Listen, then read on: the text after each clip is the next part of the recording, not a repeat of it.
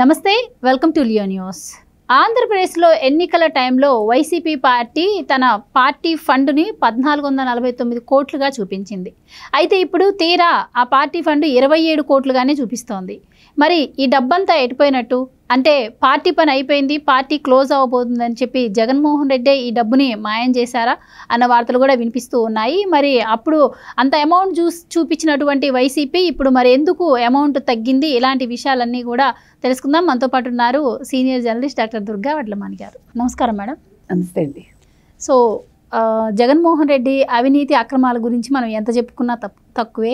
కానీ ఇప్పుడు స్వయంగా ఆయన పార్టీ ఫండే ఎన్నికల టైంలో 1400 కోట్లు పై మాట చూపించి ఇప్పుడు 27 కోట్లే అంటున్నారు. సో ఆయన పార్టీ ఫండ్ కూడా ఆయనే తినేశారంటారా? ఏం జరిగిందంటారు? ఏం చెప్తారు మీరు? అంటే చావు తెలివితేటలు ఎక్కువ కదా జగన్కి. అంటే ఎంత యాంటిసిపేట్ చేస్తాడో చూడండి విషయాలు. ఇప్పుడు నిన్న పెద్దిరెడ్డిది పిఎస్సి చైర్మన్గా చెప్పి ఆయనకు ఓటు వేయకుండా యలహంకకు పారిపోయాడు కదా. పెద్దిరెడ్డి జంప్ అయిపోతే ఒక 6 ఎమ్మెల్యేలను తీసుకుని విడిగా పార్టీ పెట్టేసి, మహారాష్ట్రలో అదే జరిగింది కదా, అట్లా చేశాడు అనుకోండి, అప్పుడు ఏమవుతుంది? పార్టీ ఆయనకి వెళ్ళిపోతుంది, ఫండ్స్ ఆయనకి వెళ్ళిపోతాయి. అంటే ఎలాంటి బుర్ర ఆలోచించండి మీరు.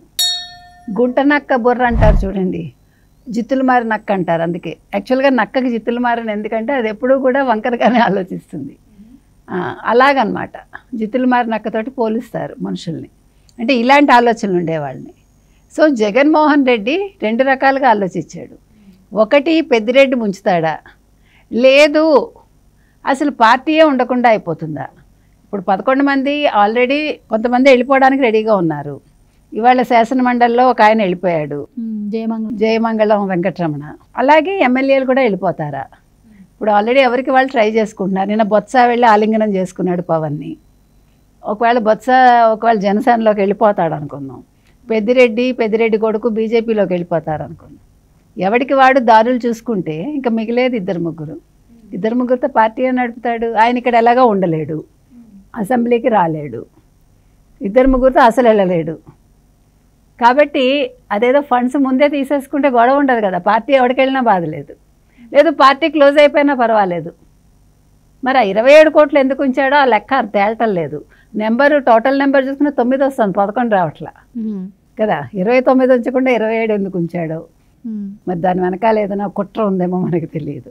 సో ఏదైనా ఇవాళ జగన్మోహన్ రెడ్డి ఏ రకంగా చూసుకున్నానండి, నిన్న 1750 కోట్లు అదానీ దగ్గర తీసుకున్నాడని ఓపెన్గా యుఎస్ నుంచే వచ్చింది మనకి న్యూస్ కదా.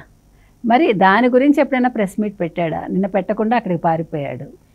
ఏ విషయం చూసుకున్నా కూడా జగన్మోహన్ రెడ్డి వాళ్ళ ఇంటర్నేషనల్ క్రిమినలే కాకుండా, అంటే ఇంటర్నేషనల్ క్రిమినల్ కింద లెక్క కదా, ఇంటర్నేషనల్గా అవినీతి చేయడంలో ఒక రికార్డ్ స్థాపించుకున్నాడు తన పేరున. అంటే తెలుగు వాళ్ళ పరువుని తీసేశాడు. తెలుగు వాళ్ళ పరువుని చంద్రబాబు నాయుడు నిలబెడితే ఈయన తెలుగు వాళ్ళ పరువుని నిలబెట్టడానికి బదులు తీసేశాడు. తీయటమే కాకుండా ఇప్పుడు ఎంత అసలు ఆంధ్రప్రదేశ్ అని చెప్పుకోవడానికి సిగ్గుపడాలి కదండి. అంటే జనరల్గా పార్టీ ఫండ్ని దేనికి ఉపయోగిస్తారు?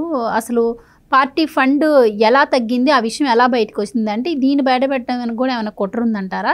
అసలు పార్టీ ఫండ్ని ఎవరిస్తారు, దేనికి ఉపయోగిస్తారు? పార్టీ ఫండ్ని ఎవరిస్తారు? అధ్యక్షుడు ఉంటాడు కదండి, అధ్యక్షుడి కిందే ఉంటుంది. దానికి కూడా ట్రెజర్, కోశాధికారి సంతకం ఉండాలి.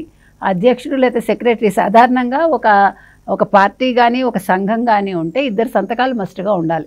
3 ఉంటారు, 3కి చెక్ పవర్ ఉంటుంది, 2 సంతకాలు మస్ట్గా ఉండాలి. బ్యాంక్ అప్పుడే ఒప్పుకుంటుంది. అంటే సాధారణంగా జరిగే విషయాలు అవి. అయితే మామూలుగా ఫండ్ ఏమి తీయరు, ఎంతో అవసరమైతే తప్ప ఫండ్స్ వస్తూనే ఉంటాయి. మీకు ఈవెన్ అతను ఎవరు, ఆ లాటరీ టికెట్స్ అతను 150 కోట్లు ఇచ్చాడు ఏకంగా పార్టీకి. వీళ్ళకి 150 కోట్లు ఇచ్చాడు అతను ఒక్కడే, వైసీపీ పార్టీకి. కాబట్టి ఈ ఫండ్స్ అనేవి అవసరానికి ఉంటాయి అని ఉంచుతారు అంతే. ఏ పార్టీకైనా ఫండ్స్ ఉంటాయి. ఇప్పుడు బీజేపీకి వచ్చిన ఫండ్స్ గురించి కూడా అప్పుడు గొడవ అయింది కదా, ఎవరెవరు ఇచ్చారో ఏమేంటి అంటే బ్లాక్ మనీ ఉండేవాళ్ళు కూడా ఇచ్చుకుంటారు. ఇప్పుడు మనం తిరుపతి హుండీలో వేసినట్టుగా వీళ్ళు పార్టీ పరంగా ఇచ్చుకుంటారు. కొంతమంది ఎక్కువ పార్టీలకు ఇస్తారు, కొంతమంది స్పెసిఫిక్గా ఒకే పార్టీకి ఇస్తారు. అది నేను అనేది ఏంటంటే, ఇవన్నీ కూడా ఈ పార్టీకి సంబంధించిన ఈ ఫండ్స్ ఇవి అందరికీ తెలియాలి కదా. ఇప్పుడు మొన్న అదానీ 3 సార్లు కలిశాడు అనే విషయం 3వ కంటికి తెలియకుండా మేనేజ్ చేశాడు జగన్మోహన్ రెడ్డి కదా.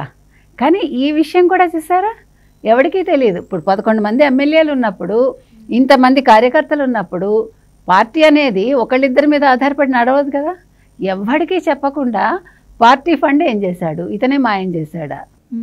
ఇది చాలా పెద్ద విషయం కదండి. అంటే నిన్ను నమ్ముకున్న వాళ్ళందరినీ నువ్వు నట్టేట ముంచుతావు.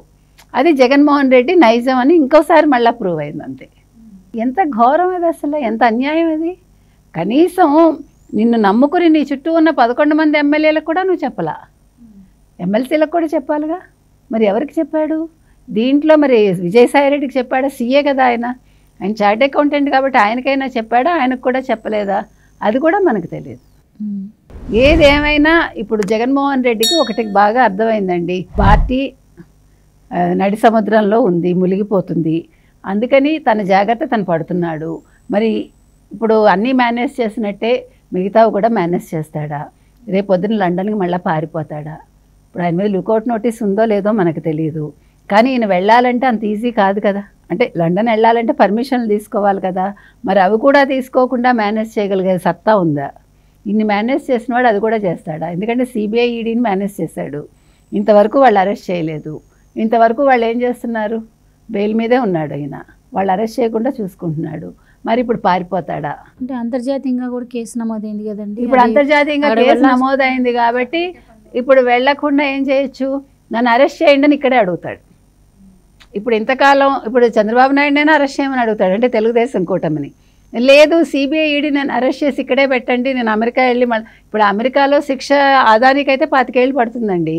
ఇప్పుడు ఇచ్చిన వాడిది ఎంత తప్పు, పుచ్చుకున్న వాడిది అంతే తప్పు. కాబట్టి మరి ఈయనకి 25 ఏళ్ళు పడుతుందా 20 ఏళ్ళు పడుతుందా మనకు ఆ లెక్క తెలియదు. దాని బదులు అదేదో ఇండియాలోనే వేసేయండి, ఇక్కడ బోర్గడ్డే మేనేజ్ చేసుకున్నాడు జైళ్ళని, నేను మేనేజ్ చేసుకుంటాను, రాజభోగాలు అనుభవిస్తానని అనుకుంటాడా? ఇవన్నీ కూడా వెయిట్ చేసి చూడాలి మనం. ఏది ఏమైనా జగన్మోహన్ రెడ్డి తెలివితేటలు మాత్రం అమోఘం అండి. అంటే మంచి తెలివితేటలు కాదు, ఇట్లా మేనేజ్ చేయడాలు, ఫండ్స్ మాయం చేయడాలు, మూడో మనిషికి తెలియకుండా డీల్స్ కుదుర్చుకోవటం, ఇలాంటి వాటిలలో మాత్రం అసలు జగన్మోహన్ రెడ్డిని కొట్టేవాడే లేడు. Please subscribe to Leo news for more videos.